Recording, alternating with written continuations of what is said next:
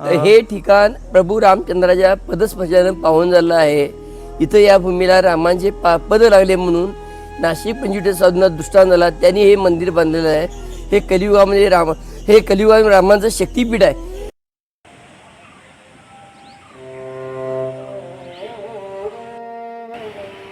सह्याद्रीच्या हिरवागार डोंगर रांगामध्ये दाट जंगल आणि शांत वाहणाऱ्या नदीच्या किनारी एक असं ठिकाण वसलं आहे जिथे निसर्ग आणि अध्यात्म एकत्र अनुभवायला मिळतं। हे आहे रामतीर्थ। अजराजवळील हे पवित्र स्थळ आजही हजारो भक्त आणि पर्यटकांना स्वतःकडे आकर्षित करत। मंदिराच्या प्रवेशद्वारातून आत जाताना थंडगार वारा, मोठमोठी झाडं आणि शांत वातावरण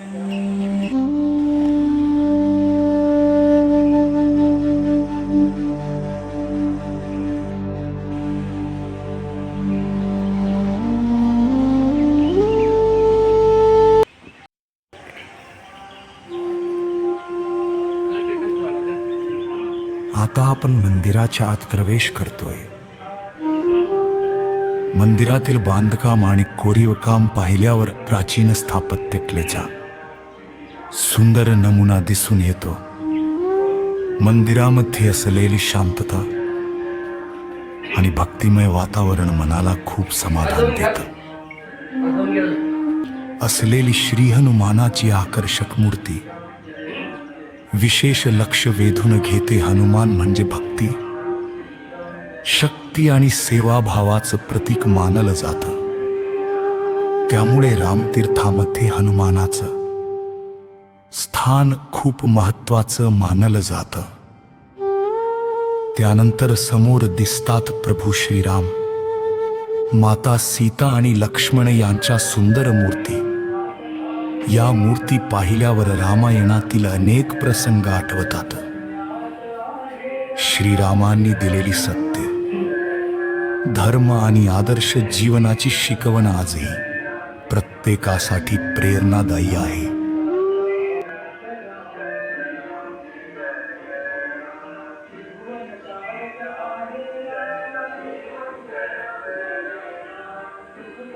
मंदिराच्या बाजूलाच उभी असलेली ही श्री भगवान शंकराची भव्य दिव्य मूर्ती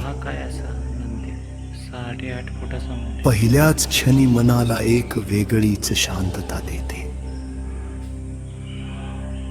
थोड्याच अंतरावर असलेलं हे प्राचीन शिव मंदिर आणि मंदिरामध्ये दिसणारा तब्बल 9 फुटांचा विशाल नंदी एकाच दगडामध्ये केलेलं हे सुंदर कोरीव काम पाहून प्रत्येक जण आश्चर्यचकित होतो। विशेष म्हणजे या नंदीमध्ये अतिशय सुंदर असं शिवलिंग ही कोरलेलं दिसतं, जे या ठिकाणाचं अद्भुत सौंदर्य अजून वाढवतं। समोर असलेलं हे जागृत आणि मनाला शांत करणारे शिवलिंग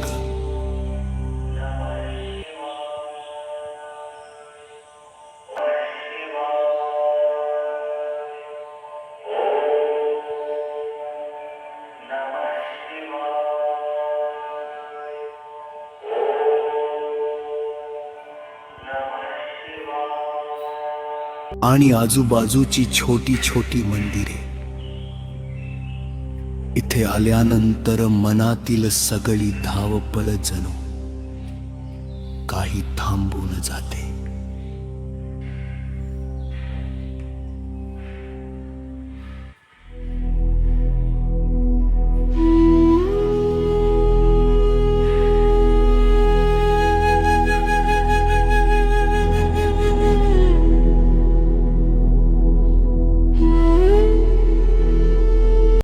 नमस्कार गुरुजी। नमस्कार।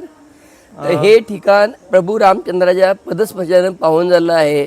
इथं या भूमीला रामांचे पद लागले म्हणून नाशिक पंचवीस साधूंना दृष्टांत झाला, त्यांनी हे मंदिर बांधलेलं आहे. हे कलियुगामध्ये हे कलियुगामध्ये रामांचं शक्तिपीठ आहे. कलियुगामध्ये देवाचा नियम आहे, कुणा घर गाडी घोडा सावकारची उच्च अधिकारी देवाच्या भक्तीचे सुख मिळवणे ही देवाची पहिली अट. तो पांडुरंग, तो राम, तो विठ्ठल, तो श्रीकृष्ण आत्ताही तुमच्या हृदयामध्ये आत्ताही आहे. पण देव तुमच्या कर्मामध्ये पण तुम्ही केल्या प्रत्येक कर्माची सेकंदाची दिवसाची जन्म नोंद ठेवून त्याचं फळ देतो. मंदिरमध्ये कापूर उदबत्ती नारळ ओटीबिटी हे प्रकार लागत नाही. देव माझा मी देवाचा ही भावना महत्वाची. कारण मनुजन्म कसा आहे, 84 लाख जीवांचे फेरे पार करत असताना कोटी वर्षांतर पाप आणि पुण्य दोन्ही समान झाल्यानंतर हा नरदेव तत्व आणि हा जन्म निवड हरिभक्तीसाठी आहे. बाकी इतर हे सगळे साईड बिझनेस. आणि ह्या जन्मात जर भक्ती घडली नाही तर ह्या पुन्हा कोटी वर्ष हे परत शरीर मिळत नाही. कसं आहे, हे जसं एक जग आहे तसं वरती अनंतकुडी ब्रह्मांड, त्याचं वर स्वर्ग, ही पृथ्वी यांच्याकडे सप्त पाहतात. या सर्वाचा प्रमुख आणि 33 कोटी देवाचा प्रमुख परमात्मा भगवान श्रीकृष्ण, तोच पांडुरंग, तोच राम, तोच विठ्ठल, तोच नारायण, तोच वासुदेव. हा श्रीकृष्ण मुंगीपासून ब्रह्मदेव प्रत्येक जीवाच्या आत्ताही हृदयामध्ये आहे. पण ह्या पृथ्वीवर 84 लाख जीवामध्ये फक्त एका जीवाला नर द्यायला स्त्री किंवा पुरुषालाच भक्तीचा अधिकार आहे. इतर 83,99,999 जीवांना भक्तीचा अधिकार नाही. आणि हा अधिकार स्वर्गातल्या देवांना पण भक्तीचा अधिकार नाही. म्हणून स्वर्गातल्या देव नेहमी श्रीकृष्णाला पांडुरंगाला विनंती करतात, तुझी भक्ती पृथ्वी जन्मामध्ये म्हणतात. स्वर्गामध्ये भक्ती पूजाच्या प्रकार नाही. स्वर्गामध्ये पृथ्वीवरची पुण्याई घ्यायची, तिथं भोवायचे आणि जेवढे तुम्ही भोवा तेवढी पुण्याई वजा वजा वजा. ज्या क्षणाला पुण्याई संपते त्या क्षणाला त्या जीवाला कीड मुंगी पशुपी कुत्र्यामध्ये टाकतात. पृथ्वीवर भक्ती झाली तरच मग सुख मिळत, तर पिढा जाऊन जाणार. गुरुजी, मग आता श्रीरामांचा इथं पदस्पर्श झालाय म्हणताय, होय. मग यांचा केव्हा, म्हणजे काय इतिहास काय आहे? हे त्रेतायुगामध्ये हे आता कसं आहे दादा, हे कलियुग आहे. होय. 4,32,000 फक्त 5,200 वर्षच झालीत कलियुगाला. 4,26,800 शिल्लक आहेत. ह्याच्या आधीचं कौरव पांडवांचं द्वापार युग 8,64,000 वर्षाचं. द्वापार युगामध्ये श्रीकृष्ण स्वतःचं शरीर घेऊन 125 वर्ष होते. त्यावेळी त्यांनी देवकीच्या पोटी जन्म घ्यायचा भास केला. देवकीने देवाची भक्ती केली आणि देव प्रसन्न आणि तिला आमचा वर माग. देवकी म्हणजे देवा माझ्या पोटाला जन्माले.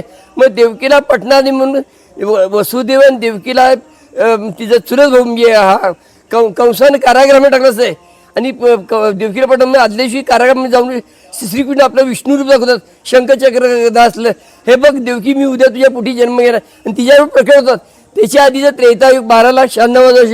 त्रेतायुगामध्ये रामाने अयोध्येमध्ये 11,000 वर्ष. त्यावेळी तर ज्यावेळी नाशिक 25ला राम होते की नाही, त्यावेळी तर रामांचं येणं झालेलं आहे. मग कोण कोण म्हणतात की श्रीरामांपेक्षा रावण हा श्री महादेवांचा भरपूर मोठा भक्त होता. हे याच्यामध्ये काय सत्य आहेत का?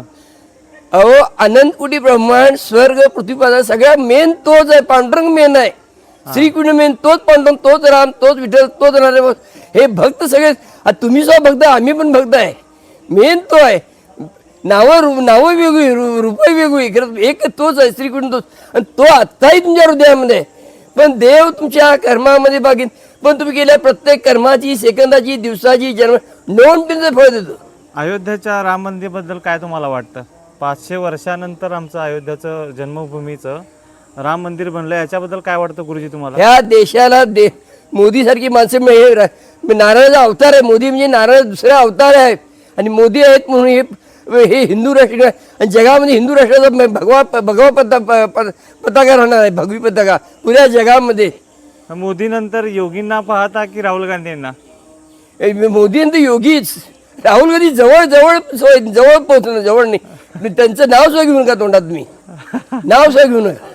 योगी हे एक म्हणतात की पीठाधीश आहेत किंवा संत आहेत, म्हणूनच ते योग्य आहेत ते. ओके. म्हणून ते सत्पुरुष आहेत, सत्संग मधले आहेत, म्हणून ते योग्य आहेत. ओके. गुरुजी, आता मुलांची लग्न ठरत नाही आहेत किंवा मुलांना आता भक्तिभावाच्या मार्गापासून दूर जात आहेत, याच्यामध्ये काय संबंध आहे का? कारण मुलांची भक्ती हा विषयच नाही. मुलं हा जन्म निवड हरिभक्तीसाठी चालला आहे आणि नामस्मरण भक्ती झाली तर पिढा. ह्याच्यापूर्वी प्रत्येकाचे अनंत जन्म झालेत आणि आनंद पिढा ह्या नामस्मरण होऊन जात नाही. आता कसं झालंय, जन्माचा बड्डे, लग्नाचा बड्डे, मरणाचा बड्डे, ह्याला मेसेज त्याला मेसेज, तर तो पांडुरंग त्याला मेसेज काही नाही.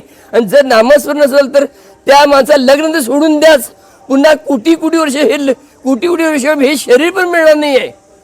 आता मॅक्झिमम युथ म्हणते काय देव नाही, परमेश्वर नाही, काय असं म्हणतात, काय याच्यामध्ये काय?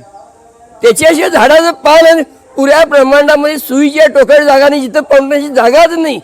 आता समजा मुलाला लग्न ठरत नाही म्हणून समजा तो एक चांगला जॉब करत आहे, मग त्यानं काय करावं असं वाटतं तुम्हाला? देवाचं किमान नामस्मरण घडलं तर त्याला सुख मिळत, तर त्याला आनंद मिळत, तर त्याचं लग्न होणार. आणि मुलींना काय संदेश देऊ इच्छिता? मुलींच्याच बोलायला तर काय रे, मुलींचं 10वी 12 झालं की नाही उगी पुण्याला पळायचं. काय करते? सर्व्हिस करते आणि नुसतं मोबाईल घेऊन दुसऱ्याकडनं जेवढं मिळवतं मिळवायचं आणि पार्टी डाऊन आली दुसरीकडे बघायचं. दादा, मुली प्रेम एकावर करतात, लग्न एकावर करतात आणि मांडवात पळून एकावर जातात. मानसिकता मुलींची बरोबर नाही आहे. संस्कारांची जी कुठेतरी कमतरता संस्कार भासत आहे. आणि घरचे संस्कार झाले पाहिजेत. हे कलियुग आहे. आई वडिलांची कुठेतरी थोडीफार चूक होत आहे. आई वडिलांनी मार्ग दाखवले पाहिजेत. कसं आहे, पालखीचा दांडा कोवळा से वाकवा लागतो, जून झाला की वागत नाही. तसं बालमनात सुरुवातीला आई वडिलांनी त्याच्यावर हे घडवले पाहिजे, म्हणजे संस्कार घडवले पाहिजेत, तर ते घडणार आता आहे. प्रत्येक कुटुंबात किमान लग्न झाल्यानंतर 2-2, 4-4 बाळं झाली तर ह्या देशाचं भवितव्य चांगलं आहे. नाहीतर 60% मुलं आत्ता बिनलग्नाची होणार आहेत, पुढे नातवंडाची लग्न होणार नाही, घरांना वारस पण मिळणार नाही आहे. आता घरात काय आईवडिलांचं एक बाबा पुरे म्हणायचं आणि मग म्हणायचं सून भेटत नाही, याला काय अर्थ आहे काय? सून भेटत नाही म्हणायचं आणि घरात एक बाळ पुरे म्हणायचं. कसं आहे, परमेश्वर पांडुरंग घाललंय ह्या पुऱ्या ब्रह्मांडामध्ये मुंगीचा उपाय येणार नाही. आणि मी मुंगीच्या मनातला भाग तो माणसा जोडून द्याच, मी सगळ्याची जोडणी केली. मी तुम्हाला संसार करायला पाठवून दिलेला आहे आणि एक बाळ ही तुमची मानसिकता सगळ्यात वाईट आहे. नाहीतर तुम्हाला वृद्धाश्रम ज्याला एक बाळ आहे त्याला वृद्धाश्रम नाव नोंदवून यायचं आपलं. अगदी बरोबर आहे. धन्यवाद दादा. नमस्कार. तुमचं नाव कसं दादा? मी विलास आबा नलवडे, आजरा. आज इथे सेवेला असतो. किती वर्षापासून सेवेला आहे तिथं? येतात इथे 40 वर्ष आहे. 40 वर्ष झाली. बापरे. मग तुमचे वडील वगैरे इथं करत होते का? नाही, आपल्याकडे इथली परंपरा, इथे गुरु परंपरा होती. मग ते वारल्यानंतर मी जाता इथं बघतोय. ओके. धन्यवाद.